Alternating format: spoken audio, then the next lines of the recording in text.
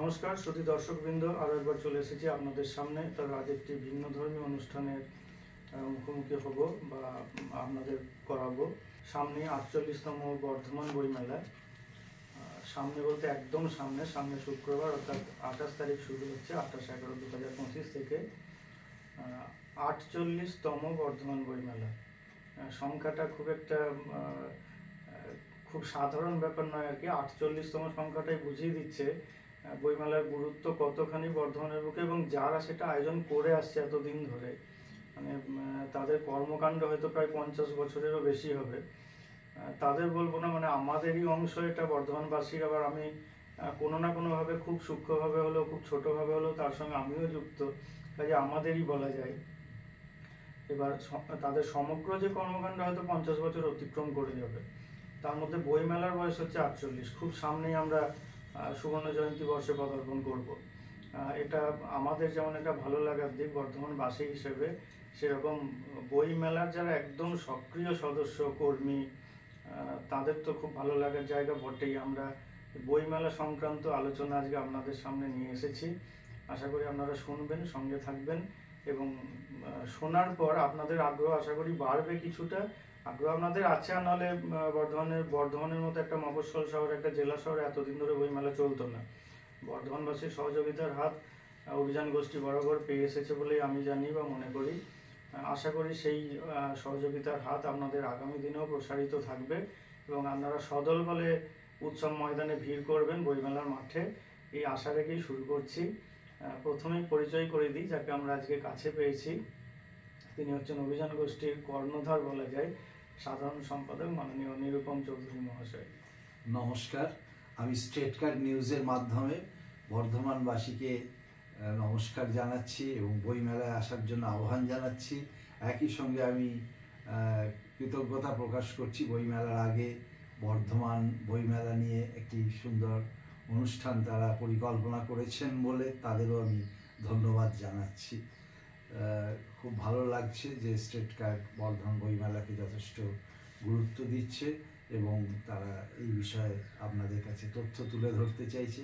আমাকে হয়তো কিছু প্রশ্ন করবে, আপনারা অনেকেই সব কিছু জানেন, অনেকটাই জানেন, আর আমাকে বইমেলার প্রতিনিধি হিসেবে ওরা কিছু প্রশ্ন করতে চাইছে। আমি নিশ্চয়ই সুকান্ত বাবুকে সে প্রশ্নের জবাব দেব। প্রথমে বলি বাবু টাবু না, একদম সুকান্ত করে বললেই ভালো লাগবে। আর অবশ্যই বর্ধমানে সাহিত্যের জগতে বা সংস্কৃতির জগতে অভিযান গোষ্ঠীর একটা বড় ভূমিকা আছে। এবং বারবার অভিযান গোষ্ঠী বলছে এই কারণে, এখন তো বইমেলারও অনেক ব্যাপ্তি ঘটেছে বিভিন্ন জেলা শহরে, ছোট শহরে, বিভিন্ন জায়গায় এখন বইমেলা হচ্ছে, বিভিন্ন সরকারি উদ্যোগেও হচ্ছে। কিন্তু আমি যদি বর্ধমানের প্রেক্ষিতটাকে ধরি, সেখানে বইমেলা মানে অভিযান গোষ্ঠী, এটা মানুষের মনের মধ্যে একটা গেঁথে গেছে, একটা ছাপ পড়ে গেছে। অবশ্যই আপনার কথার সূত্র ধরেই আমি বলছি যে অভিযান গোষ্ঠী পরিচালিত বর্ধমান বইমেলা আজকে কলকাতার বইপাড়াতেও ভীষণ রকমের পরিচিত একটি নাম। যখন বর্ধমান জেলার এখন অন্যান্য কিছু শহরেও বইমেলা হয়, কিন্তু ওখানে যখন আমরা যাই বা কথা বলি, ওরা প্রথমেই বলে অভিযানের বইমেলা। এইভাবে তাদের কাছে অভিযানের বইমেলাটা একটা পরিচিত নাম আর কি, কলকাতা বইমেলা একটা আবেগের কাজ করে বর্ধমানবাসীর কাছে।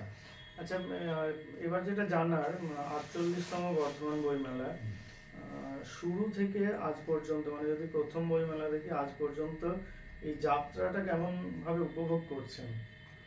না, এই যাত্রাটা তো খুবই আনন্দের যাত্রা যে বইমেলাকে আমরা এগিয়ে নিয়ে যেতে পারছি। কিন্তু এটা করতে গেলে অনেক পরিশ্রম করতে হয় এবং কয়েকজন মানুষ সারা বছরই প্রায় নানা রকম চিন্তা ভাবনা করে রাখেন এবং একটা নির্দিষ্ট সময়ের পর, বিশেষ করে অন্তত দুর্গা পুজোর ঠিক আগে থেকে আমাদের প্রস্তুতি বেশ জোরালোভাবে শুরু হয় এবং প্রতি বছরই যথেষ্ট সময় দিতে হয়, শ্রম দিতে হয়, এবং তার ফলে বইমেলাটা একটা যাতে সুন্দর অনুষ্ঠানে পরিণত হয় এবং আমাদের যে উদ্দেশ্য বইকে এগিয়ে নিয়ে যাওয়া, বইকে তুলে ধরা মানুষের কাছে। এখন যে বই পড়ার প্রতি বিভিন্ন কারণে মানুষ সময় পাচ্ছেন না, বই পড়ার আগ্রহ চলে গেছে বলবো না, মানুষ সময় পাচ্ছেন না, মানে মানুষের যে অবসরের সময় সেটা নানান মাধ্যম দখল করে নিচ্ছে। সেই জায়গায় বইকে আরও মানুষের কাছে কাছাকাছি নিয়ে আসা, এইটাই হচ্ছে বইমেলার উদ্দেশ্য। এবং বই নাড়াচাড়া করতে করতে মানুষ যাতে বই কেনেন। আপনি দোকানে গিয়ে চোখের সামনে দেখছেন না, কিন্তু দোকানে গিয়ে একটা বই জেনে অর্ডার দিলেন, সেটা একরকম বিষয়। কিন্তু অজস্র বই নাড়াচাড়া করতে করতে আপনি আপনার পছন্দের বইগুলো দেখলেন, সেখানে একটার জায়গায় একাধিক বইয়ের তালিকা তৈরি হয়ে যায় ক্রমশ, যে এটা নেব, এটা নেব, এটা আমার আছে, এবার এই বইটা নেব। এই যে বিষয়টা, বইকে খুব কাছ থেকে পাওয়া, সমস্ত অনেক রকমের বইকে একসঙ্গে হাতের মুঠোর মধ্যে প্রায় পেয়ে যাওয়া, এবং সেখানে নেড়ে চেড়ে দেখলে বইয়ের দোকানে আপনাকে আলমারিতে তোলা আছে, বলতে ওই বইটা দিন তো একটু দেখবো, তারা কতটা আনন্দের সঙ্গে আপনাকে বেশিক্ষণ দেখতে দেবে। কিন্তু বই মেলার নিয়মই হচ্ছে আপনি অনেকক্ষণ ধরে বইটা নেড়ে ছেড়ে দেখতে পারেন, পাতা উল্টাতে পারেন। এর ফলে আপনি ভূমিকা পড়ছেন, আপনি কাভারে যেটা বর্ণনা আছে সেটা পড়ছেন, এগুলো দেখে আপনার বইটার প্রতি আরো আগ্রহ বেড়ে যাবে। সূচিপত্রটা দেখছেন ডিটেলসে, এটা একটা বইমেলার মানে অনন্য দিক বলবো। এছাড়াও আমাদের যেটা আপনি বললেন যে যাত্রাকে এগিয়ে নিয়ে যাওয়া, যাত্রাকে এগিয়ে নিয়ে যাওয়ার এটাই আমাদের আনন্দের বিষয়, যে বর্ধমানের মানুষ আমাদের পাশে সবসময় আছেন। আমাদের তারা বইপ্রেমী, তারা আমাদের ভালোবেসে বই মেলায় আসছেন এবং বই কিনছেন, এটা একটা বড় ব্যাপার। আমাদের বর্ধমান বইমেলার যেটা বৈশিষ্ট্য হচ্ছে যে এখানে লাইব্রেরি পারচেজ তেমন হয় না, কিন্তু এখানে সাধারণ মানুষ এত বই কেনেন, যে পাবলিশার্স যারা কলকাতা থেকে বা অন্যান্য জায়গা থেকেও আজকাল পাবলিশাররা আসছেন। আজকাল অনেক জায়গায় বই পাবলিশড হচ্ছে, অনেক জায়গায় বর্ধমানেই অনেক ভালো ভালো 2-3টে পাবলিশিং কোম্পানি গড়ে উঠেছে কয়েক বছরের মধ্যে। বোলপুরে আছে, কাছে পিঠে অনেক জায়গাতেই আছে, তারাও আসছেন, এখনো ম্যাক্সিমাম কলকাতা থেকেই আসেন। তো তাদের ওই বর্ধমানের সাধারণ মানুষের বই কেনার প্রতি যে আগ্রহ বা বই কিনছেন, সেই আগ্রহেই তারাও আসছেন, মানে সেটাকে মূলধন করে তারাও বছর বছর আসতে পারছেন। আচ্ছা, এই 48তম বর্ধমান বইমেলার উদ্বোধন করছেন কে যদি বলেন? এবার আমরা আমাদের 48তম বর্ধমান বইমেলার উদ্বোধন করছেন ত্রিদীপ চট্টোপাধ্যায়, অত্যন্ত পরিচিত একটি নাম। কলকাতা আন্তর্জাতিক পুস্তক মেলার তিনি দীর্ঘদিন সভাপতি পদে রয়েছেন, কিছুদিন সম্পাদকও ছিলেন। তাছাড়া তিনি নিজে একজন বড় মাপের সাহিত্যিক, বিশেষ করে শিশু কিশোর সাহিত্যের ক্ষেত্রে তার যথেষ্ট নাম রয়েছে। তার ইতিমধ্যেই বড়দের এবং ছোটদের জন্যে 1/2 শতাধিক বই তিনি তার প্রকাশিত হয়েছে। সম্প্রতি এই বছরই তিনি শিশু কিশোর সাহিত্যের যে একাডেমি পুরস্কার, সেই একাডেমি পুরস্কারেও ভূষিত হয়েছেন। তিনি আমাদের বর্ধমান বইমেলার অত্যন্ত সুহৃদ একজন, এবং তিনি দীর্ঘদিন ধরে আমাদের বইমেলার সঙ্গে যুক্ত আছেন। আমাদের বইমেলার অন্যান্য বছরে প্রায় প্রতি বছরই তিনি কোনো না কোনো দিন এসেছেন, কিন্তু উদ্বোধন করেননি। এবছর তিনি নিজেই উদ্বোধন করবেন, আমরা চেয়েছি তিনি উদ্বোধন করুন। তিনি আমাদের আমন্ত্রণে সাড়া দিয়ে রাজি হয়েছেন। এটা খুবই ভালো দিক। তার মতো একজন সংগঠক বা সাহিত্যিককে দিয়ে উদ্বোধন করানোটা নিঃসন্দেহে একটা বাড়তি পাওনা। আচ্ছা, এবার যেটা জানার বা শোনার, বিগত বছরগুলিতে আমরা দেখে এসেছি বা দেখি বর্ধমানবাসী হিসেবে যে মেলার মাঠে বিভিন্ন অনুষ্ঠান চলে, অনুষ্ঠানের পাশাপাশি আবার কিছু প্রতিযোগিতাও থাকে। এই ব্যাপারগুলো কিভাবে আপনারা পরিচালনা করেন, এদের নামকরণ নথিভুক্তিকরণ কিভাবে হয়ে থাকে, সেটা যদি সাধারণ দর্শকদের জন্য একটু বলেন। আমাদের এখানে কিছু কিছু বিষয় আছে যেগুলো আমরা আগে থেকে নাম জমা নিই। আমাদের নির্দিষ্ট ফর্ম থাকে, সেই ফর্মের মাধ্যমে নাম আমাদের জমা দিতে হয় এখানে। যেমন গানের অনুষ্ঠান, একক অনুষ্ঠান বা সমবেত যাই হোক, গানের অনুষ্ঠান, নৃত্যানুষ্ঠান বা শ্রুতি নাটক, এই ধরনের বিষয়গুলো আমরা আগে থেকে ফর্ম ফিল আপের মাধ্যমে এই প্রসেসটা আমাদের শুরু হয়ে যায় বইমেলার ঘোষণার সময় থেকেই। অন্তত বইমেলা যখন আমরা করছি তার কম করে 1 মাস আগে থেকে এই প্রসেস শুরু হয়ে যায়, এবং এটা অনেকে জেনে যান আমাদের বিভিন্ন প্রচার মাধ্যমে, বিশেষ করে আজকাল যে ইলেকট্রনিক্স মিডিয়াতে আমাদের যে মিডিয়া আর কি, ফেসবুক, হ্যাঁ, এই মিডিয়ার মাধ্যমে অনেকেই জেনে যান।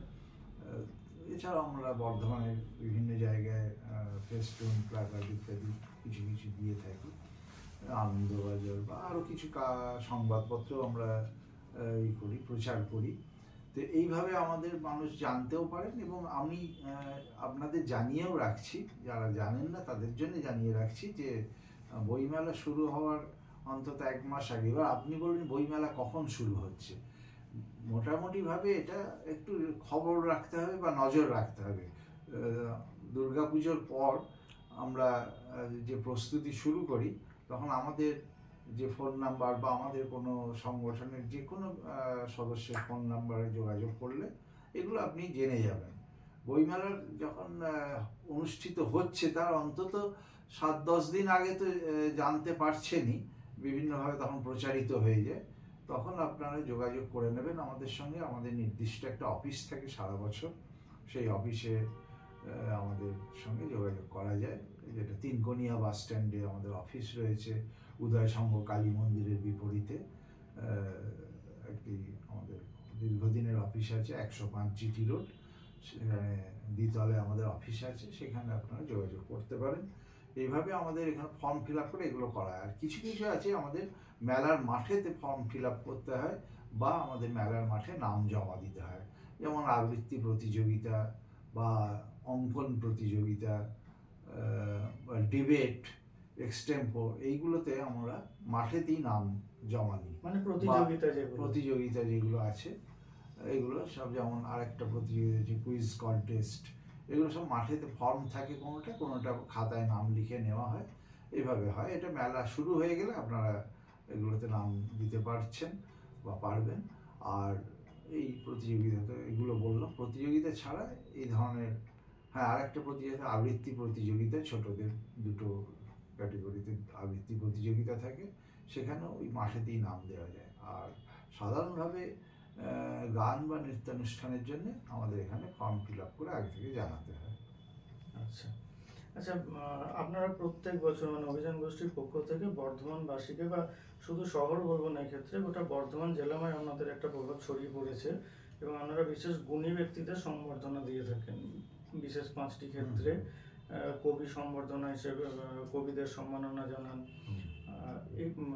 এবারে কারা পাচ্ছেন বিশেষ সম্মানগুলো, সেগুলো কি ইতিমধ্যে নির্দিষ্ট হয়েছে, বা সেগুলো কি জানানো যেতে পারে, যদি জানানো সম্ভব হয়? না, আমরা কোন কোন ক্ষেত্রে দেওয়া হয় এটা বলতে পারি। আর আমাদের যেটা প্রথম দিন দেওয়া হয় দেবপ্রসন্ন পুরস্কার, যেটা বইমেলার সঙ্গে এই নামটা অনেকখানি ওতপ্রোতভাবে যুক্ত হয়ে গেছে। এই দেবপ্রসন্ন পুরস্কার আমরা যাদের দিচ্ছি, সেটা তো যেহেতু 28 তারিখেই আমরা এটা দেওয়া হবে উদ্বোধনের দিন, এরা হচ্ছে বর্ধমানের একটি পরিচিত নাম, তেজগঞ্জ চিলড্রেন ওয়েলফেয়ার অর্গানাইজেশন। এই সংস্থাটিকে আমরা এবছর দেবপ্রসন্ন পুরস্কারে ভূষিত করছি। আর কবি সম্মান যেটা আমরা দিয়ে থাকি, বা সাহিত্য সম্মান যেটা দিয়ে থাকি, অথবা শেষ দিনে আমরা যে গুণীজন সম্বর্ধনার আয়োজন করি, এগুলোর নাম প্রায় চূড়ান্ত হয়ে গেছে। আমার পক্ষে এখনই এটি ঘোষণা করে দেওয়া সম্ভব নয়, তবে আমি বলতে পারি প্রায় চূড়ান্ত হয়ে গেছে। এবার তাদের না জানিয়ে আমার এখানে বলে দেওয়া ঠিক না, কারণ এখন তাদের জানানোর প্রসেসের মধ্যে আমরা রয়েছি আর কি। আচ্ছা, এবার একটা বিশেষ কথায় আসি। আগেই বললাম 48 বছর, বা আপনাদের কর্মকাণ্ড মধ্যে দেখতে গেলে হয়তো 50 বছর পেরিয়ে গেছে। এই যে দীর্ঘ সময় ধরে আপনারা বর্ধমানে একটা শিক্ষা বলুন, সাহিত্য বলুন, সংস্কৃতির যে ধারাটাকে আপনারা বয়ে নিয়ে চলেছেন, অভিযান গোষ্ঠীর মূল্যায়ন কেউ করুক বা হোক, এটা তো একটা কোথাও চাওয়ার জায়গা থাকতেও পারে। সেভাবে কি কেউ করেছে অভিযান গোষ্ঠীর মূল্যায়ন? না, এটা তো ভালো লাগার বিষয়। নিশ্চয়ই আপনি বা XYZ যিনি হন, যদি আমাদের মূল্যায়ন করেন এবং সেটা পজিটিভ মূল্যায়ন হয়, তাহলে নিশ্চয়ই আমাদের খুবই ভালো লাগবে। আবার সমালোচনা হলেও সেটা নিশ্চয়ই ভালো লাগবে না, কিন্তু সমালোচনারও একটা দাম আছে, সেটা ত্রুটিগুলোকে শুধরে নিতে ত্রুটি শুধরে নেওয়ার সুযোগ থাকে। তো সেগুলো ঘটেছে। মূল্যায়ন তো এটাই মূল্যায়ন যেটা আমি আগেই বললাম যে বর্ধমানের মানুষ দীর্ঘদিন ধরে এই মেলাটাকে সফল করে তুলছেন। তারা যে দলে দলে আসেন, বই কেনেন, এটাই তো।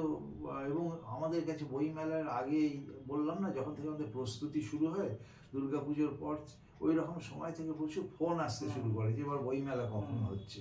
তো এই বই মেলা কখন হচ্ছে এটা এই জিজ্ঞেস করার মধ্যে দিয়েই বুঝতে পারি যে মানুষের আগ্রহটা কতটা বেশি আছে। এবং অনেকেই সোশ্যাল মিডিয়াতে আমি দেখেছি বলে যে এই মেলাটি একটি বিশেষ মেলা বা অন্য রকমের মেলা, এটার জন্য আমরা অধীর আগ্রহে অপেক্ষা করে থাকি। এবং যখন আমরা সোশ্যাল মিডিয়ায় বিষয়টি প্রচার করতে শুরু করি, অনেকেই কেন বলবো, বেশিরভাগ মানুষ যারা সেখানে মতামত দেন তারা সবাই এটাকে খুব আন্তরিকভাবে গ্রহণ করেন। এবং এটাই আমাদের মূল্যায়ন বলে আমরা মনে করি। আর বাকি মূল্যায়ন কোনো একটা অর্গানাইজেশন থেকে আমাদের পুরস্কৃত করলো এরকম আমরা প্রত্যাশাও যে করি এমনও নয়।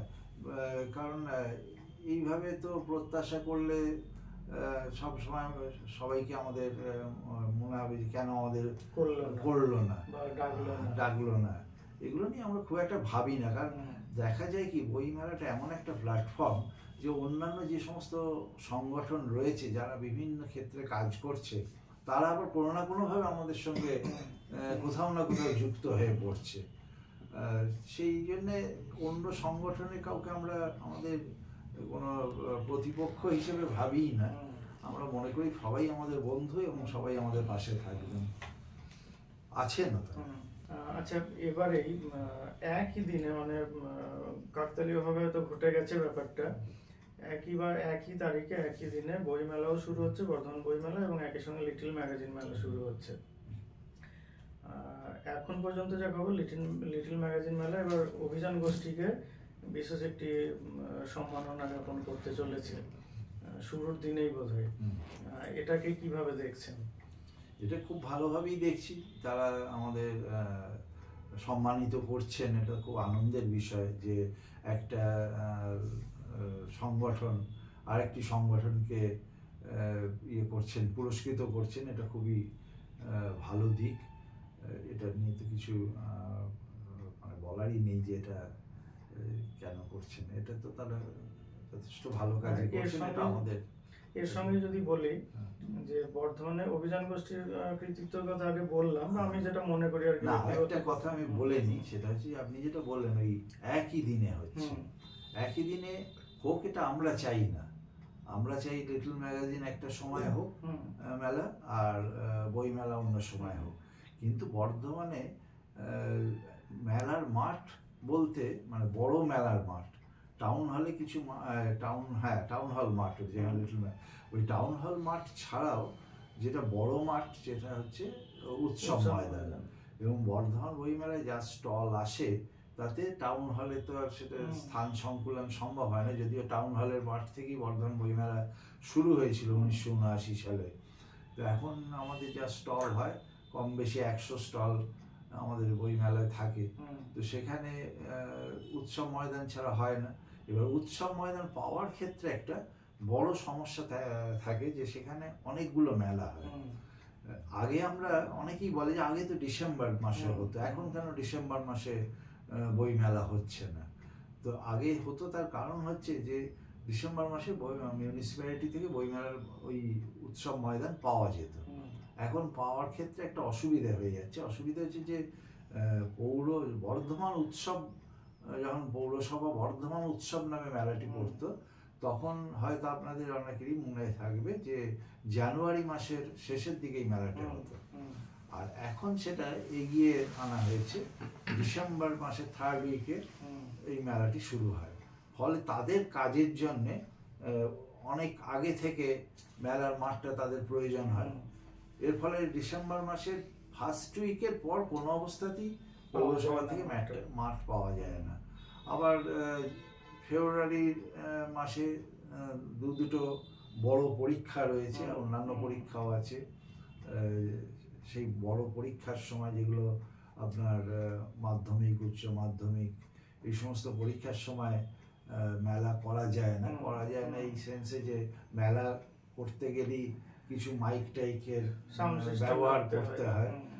তো সেই সাউন্ড সিস্টেম ব্যবহার করার ক্ষেত্রে অনেক রকম বিধিনিষেধ প্রতিবন্ধকতা বা চলে আসে। বিধিনিষেধ থাকে, সেই কারণে ফেব্রুয়ারি মাসটা হবে না। এবং এখন মেলার সংখ্যা আগের থেকে অনেক বেড়ে গেছে বিগত 5-7 বছরে। যার জন্য ওই এবার জানুয়ারি মাসে কেন করলাম না, সেখানেও একটা বিষয় আছে। জানুয়ারি মাসে আগেতে আপনারা দেখবেন মাঘ উৎসব হতো টাউন হলে। গত বছর থেকে মাঘ উৎসব হচ্ছে উৎসব ময়দানে, কারণ তাদের মেলাটাও এখন বড় হয়েছে, সেখানে অনেক বড় বড় গায়ক তারা নিয়ে আসেন, ফলে তাদের আর উৎসব ময়দান ছাড়া হচ্ছে না।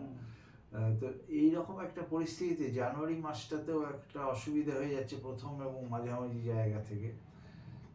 একবারে প্রথমে করতে গেলে যেটা পৌর উৎসব তাদের শেষ হওয়ার পর, তাদের স্ট্রাকচার খোলার পর আমাদের করতে গেলে মাঝামাঝিতে চলে যাচ্ছে, মাঝামাঝিতে মাঘ উৎসব হবে।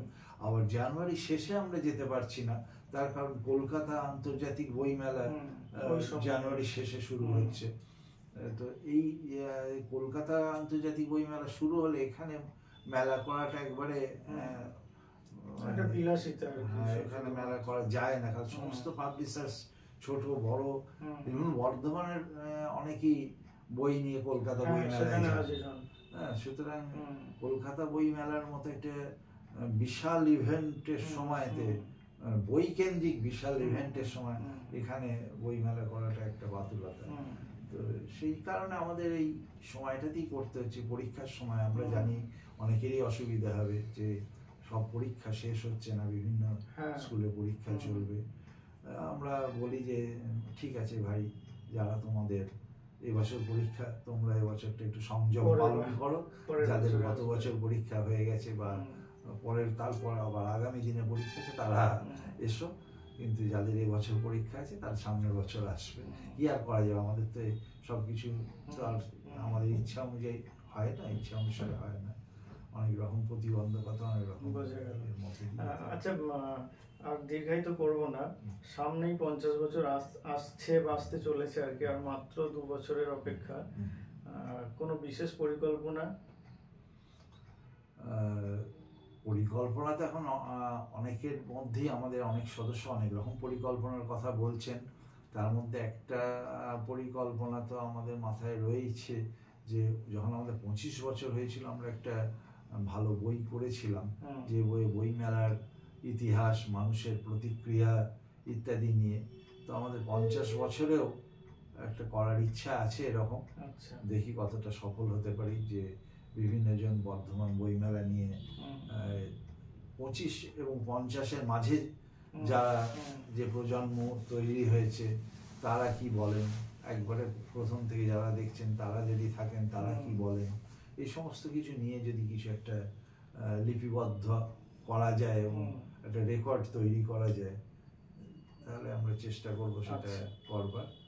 আর বড় বইমেলা যেটা অনেকের অভিযোগ যে আমরা জানতেই পারি না অনেক সময় বইমেলা হয়ে গেল, সেই প্রচারের দিকটাও একটু বাড়তি করার চেষ্টা করব, কারণ আমাদের তো আসলে প্রচারের ক্ষেত্রে আমাদের তেমন ক্ষমতা থাকে না। কিছু কিছু মেলার ক্ষেত্রে দেখবেন যে 10 ফুট অন্তর গেট করা হচ্ছে রাস্তাগুলোর উপর। আমাদের একটা গেট করতে গেলে 1000টা পারমিশন নিতে হবে এবং তার জন্য দৌড়াদৌড়ি করতে হবে। এখানে যারা কাজ করেন, যারা সংগঠিত হয়েই কাজগুলো চালিয়ে নিয়ে যাচ্ছেন, তারা যারা একবারে প্রথম দিকে ছিলেন তাদের যেমন বয়স বাড়ছে, আবার নতুন যারা তারা বিভিন্ন কাজে যুক্ত, কাউকে তো এখানে পেড স্টাফ নেই যে আমি এখানে আমার মাইনে করার লোক আছে বা আমার কাছ থেকে কিছু বিরাট কিছু পাবে প্রত্যাশাও কারণ নেই, সবাই যা কাজ করে ভালোবেসে কাজ করে। সুতরাং আমাদের পক্ষে বিরাট প্রচারের দিকে আমরা যেতেও পারি না। আর প্রচারের ক্ষেত্রে তো একটা বড় ব্যাপার হচ্ছে যে মানুষকে আমরা প্রচারের যে ক্ষেত্রে একটা আর্থিক দায় একটা বড় ব্যাপার, সেটা কতটা কে নিতে এগিয়ে আসবে সেটা একটা ব্যাপার। কোথায় আমি ব্যয় করলে আমি কতটা আমার হ্যাঁ হ্যাঁ আমার সাফল্য ক্ষেত্রে কাজে লাগবে, সেগুলো তো অনেক বিষয় থাকে, হিসেব থাকে। আর দুটো বিষয় জানতে চাইবো আপনার কাছ থেকে। এই যে দীর্ঘদিন ধরে বইমেলা চলে আসছে এবং আপনি প্রায় প্রথম দিকের সদস্য বলা যায়, আজকে আপনি একজন প্রধান কারিগর বলতে গেলে বইমেলার, বা অন্য আরো যারা রয়েছেন, আমি কাউকে ছোট করছি না, মানে আমি বলতে চাইছি আপনি প্রায় প্রথম থেকেই আছেন। ওই প্রথম থেকে আজ পর্যন্ত এই পথ চলতে গিয়ে ব্যক্তিগত উদ্যোগ হোক বা সরকারের পক্ষ থেকে হোক, সরকারের যে প্রতিষ্ঠানগুলো, সেখান থেকে কি ধরনের সহযোগিতা বা বাধা বিপত্তি পেয়েছেন, সেগুলো কি কিছু বলার মতো? না দেখো, সরকারের সঙ্গে তো আমাদের চলতেই হয়, অনেকগুলো ক্ষেত্রে আমাদের সরকারের সহযোগিতা প্রয়োজন হয়। কারণ প্রথম হচ্ছে বর্ধমান পৌরসভার কাছ থেকে মাঠের জন্য পারমিশন নিতে হয়, তারপর ফায়ার ব্রিগেডের কাছ থেকে পারমিশন নিতে হয়, বর্ধমান থানা এবং এসডিওর মহাশয়ের কাছ থেকে পারমিশন নিতে হয়। এই সমস্ত পারমিশনগুলোর মধ্যে দিয়ে সরকারের একটা দিক রয়েছে। কিন্তু এখানে যেটা বিষয় হচ্ছে, বাধা কেউই দেয় না, আমাদের কতগুলো নিয়ম মেনে চলতে হয়। আর যারা নিয়ম আমাদের মেনে চলার কথা বলেন, কখনো কখনো হয়তো আমাদের মনে হয় যে এই অফিসার আমাদের বেশি বাধা দিচ্ছে, কিন্তু আবার পরে আমরা ভাবি যে না, এটা অফিসারের দোষ তো নয়, তাকেও কোথাও একটা দায়বদ্ধ থাকতে হচ্ছে, সেই দায়বদ্ধতা থেকে তিনি এটা করছেন। যেমন এক বছর আমরা মাঠে এরকম সময় পাচ্ছি না, তখন আমরা ফেব্রুয়ারি মাসে মেলা করলাম। তো ফেব্রুয়ারি মাসে মেলা করতে যখন গেলাম, তখন এসডিও বললেন আমি মেলা করতে দেবো না। তখন আমাদের খুব এসডিওর ওপর রাগ হলো যে উনি কেন বলছেন মেলা করতে দেবো না। পরে দেখলাম যে না, ওনার কিছু করার নেই, হাইকোর্টের অর্ডার আছে যে এই সময় কোনো রকম কিছু অ্যালাউ করা চলবে না, বিশেষ করে সাউন্ড হবে বা সাউন্ড বক্স ইউজ হবে, এই ধরনের কোনো। তখন শেষ পর্যন্ত ওনাকে আমরা রিকোয়েস্ট করলাম, আমরা কিছুই বাজাবো না, আমরা একবারে যা করব মুখে করব, তাতে যে যতটুকু শোনা যায়। আমাকে ওনাদেরই কোনো অফিসার বললেন আপনারা ওই মাইক ব্যবহার করুন, হাতে হ্যান্ড মাইক ব্যবহার করে করুন। বৈঠকি আড্ডার আমরা পরিকল্পনা করলাম যে বৈঠকি আড্ডার মতো করে আমরা অনুষ্ঠান করব। এই সমস্ত করে শেষ পর্যন্ত আমরা বললাম যে না, কোনো আওয়াজ মাঠের বাইরে যাবে না, যা হবে মাঠের মধ্যে। এইভাবে খুব সংযমের মধ্যে দিয়ে আমাদের মেলা করতে। এখানে প্রাথমিকভাবে আমাদের মনে হলো যে সরকার বাধা, এটা সরকারের বাধা আমি বলবো না, এটা আসলে নিয়মের বন্ধন আর কি, নিয়মের ইয়েতে বাঁধা আমরা সবাই। ফায়ার ব্রিগেড অফিসার তারা আমাদের বলে দেন যে এই এতটা গ্যাপ রাখতে হবে, হয়তো আমরা একরকম ড্রয়িং করলাম, ওনারা বলে না না এইভাবে চলবে না, আপনাকে এতটা গ্যাপ এতটা স্পেস দিতে হবে, তবে করতে পারবেন। সেখানেও তাকে প্রাথমিকভাবে হয়তো আমাদের মনে হতে পারে যে তিনি আমাকে এগুলো, সেই সরকারি আবার এমন অনেক ক্ষেত্রে হয়েছে যেখানে এই সমস্ত আইনের ব্যাপার নেই, তখন সরকারি অফিসাররা খুব স্বেচ্ছায় স্বতঃপ্রণোদিতভাবে এগিয়ে এসে আমাদের অনেক সাহায্য করেছেন। এরকম অনেক অফিসারকে আমরা পেয়েছি। আমার তো এখন খুব মনে পড়ে এখনো যে আপনারা সবাই জানেন জহর সরকারকে, তিনি কেন্দ্রীয় ইয়েতে ছিলেন, কেন্দ্র তথ্য ইয়েতে সচিব ছিলেন, আবার বর্ধমানের এক সময় তিনি প্রথম দিকে ডিস্ট্রিক্ট ম্যাজিস্ট্রেট ছিলেন। তিনি আমাদের খুব ভালোবাসতেন এবং আমরা গেলি বইমেলার ব্যাপারে তিনি একেবারে উদারহস্ত ছিলেন আর কি। এগুলো ম্যান টু ম্যান কিছু ভ্যারি করে, আবার অনেকে এখন যারা আছেন তারাও সহযোগিতা করেন। এবার একটু অতিরিক্ত সহযোগিতা কোনো কোনো অফিসার বিভিন্ন সময় করেছেন, সেগুলো আমাদের মনে আছে। তিমির হরণ সেনগুপ্ত বলে একজন অফিসার ছিলেন এডিএম র্যাঙ্কে বর্ধমান এক সময়, তিনি অত্যন্ত আন্তরিকভাবে আমাদের সহযোগিতা করতেন। আর এখনকার যারা অফিসার আছেন তারাও সবাই সহযোগিতা করেন, কিন্তু ব্যতিক্রমীভাবে কেউ কেউ আবার আমাদের, এই যেমন আমি জহর সরকারকে মনে আছে, উনি শুধু উদ্বোধন অনুষ্ঠানে আসাই না, উনি এসে ছোটদের সঙ্গে face to face with district magistrate এরকম একটা করা হয়েছিল বাচ্চাদের সঙ্গে। তারা ডিস্ট্রিক্ট ম্যাজিস্ট্রেটের কাছে কি চায় আচ্ছা আছে। তখন উনি ওই অনুষ্ঠানে এলেন এবং তাদের নিয়ে অনুষ্ঠান করলেন।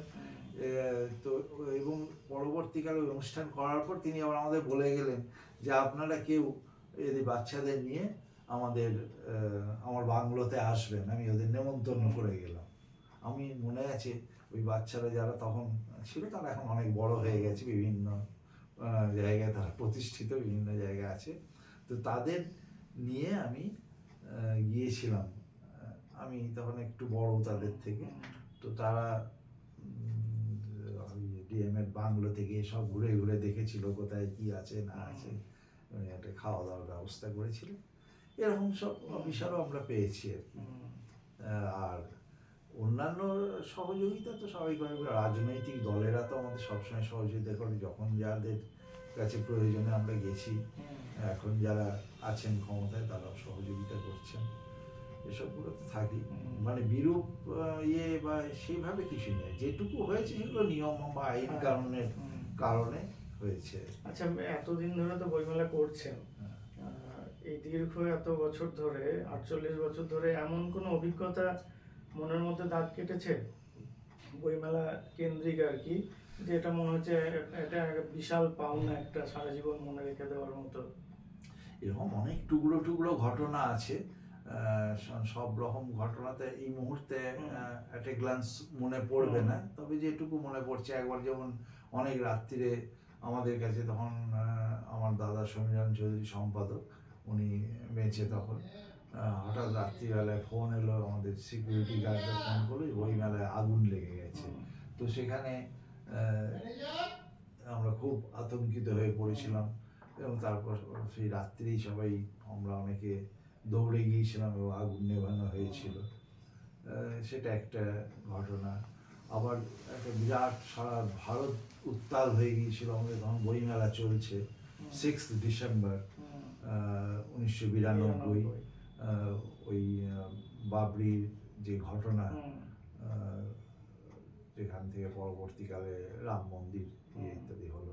তো সেই সমস্ত বিষয় নিয়ে সেই দিন, পরের দিনটা বইমেলা প্রায় বন্ধই হয়ে গেল আর কি। বর্ধমানের সংস্কৃতি জগতের যারা ছিলেন তারা শুধু গল্প কবিতা পাঠ করতে লাগলেন। বইমেলায় এসে বইমেলার কেনা বেচা সব বন্ধ হয়ে গেল, লোকজন আসা বন্ধ, মানে একটা সেই কারফিউ হয়ে যাওয়ার মতো একটা থমথমে ভাব। আরেকবার হলো একটি রাজনৈতিক দল ট্রেড ইউনিয়ন আন্দোলনের মাধ্যমে করছে, তারা বন্ধ ডাকলো। বন্ধ ডাকার সঙ্গে সঙ্গে তারা বললো বর্ধমান বইমেলাও বন্ধ রাখতে হবে। তখন তাদের যারা নেতৃত্ব ছিলেন তাদের কাছে আমরা গিয়ে রিকোয়েস্ট করলাম, তারা আমাদের কাছে একটু সময় নিলেন। আমার মনে আছে আমি নিজে গিয়েছিলাম তখন, শ্যাম বসু তখন ছিলেন, এমএলএ হয়েছিলেন, বিধায়ক হয়েছিলেন। উনি বললেন, সময় নিলেন, তারপর নিজেরা আলোচনা করে জানিয়ে দিলেন যে না, বইমেলা ট্রেড ইউনিয়ন আন্দোলনের কারণে বইমেলা বন্ধ থাকবে না, বইমেলা খোলা থাকবে। তারপর ওরা আস্তে আস্তে সরে গেলেন এবং বইমেলার তালা খুললো আর কি। বইমেলার গেটে যে তালা পড়ে গিয়েছিল সেই তালা খুললো। এটা একটা ঘটনা ঘটেছিল। এরকম অনেক রকম ঘটনা আছে। বেশ, খুব ভালো লাগলো কথা বলে। মেলা সফল হোক বিগত বছরগুলির মধ্যে। আপনার যদি কোনো কি বলবো আবদার থাকে, বা আপনি যদি কিছু বলতে চান বইমেলাকে সামনে রেখে বর্ধমানবাসীর জন্য, আপনি বলতে পারেন। না, আমার একটাই আবদার বা আবেদন, সেটা হচ্ছে আপনারা যারা এই অনুষ্ঠানটা শুনলেন বা দেখলেন, আপনারা প্রত্যেকে আপনাদের পরিচিত সবাইকে জানিয়ে দিন, সেটা মুখে হোক বা সোশ্যাল মিডিয়ার মাধ্যমে হোক, যে বর্ধমান বইমেলা 28শে নভেম্বর থেকে বর্ধমান উৎসব ময়দানে শুরু হতে চলেছে, 7ই ডিসেম্বর পর্যন্ত হবে। এই বার্তাটা দিকে দিকে রটে যাক, এইটুকুই আমার আবেদন বা আবদার। শেষ করছি আজকে। নমস্কার, এতক্ষণ আমি সঙ্গে ছিলাম সুকান্ত। নমস্কার।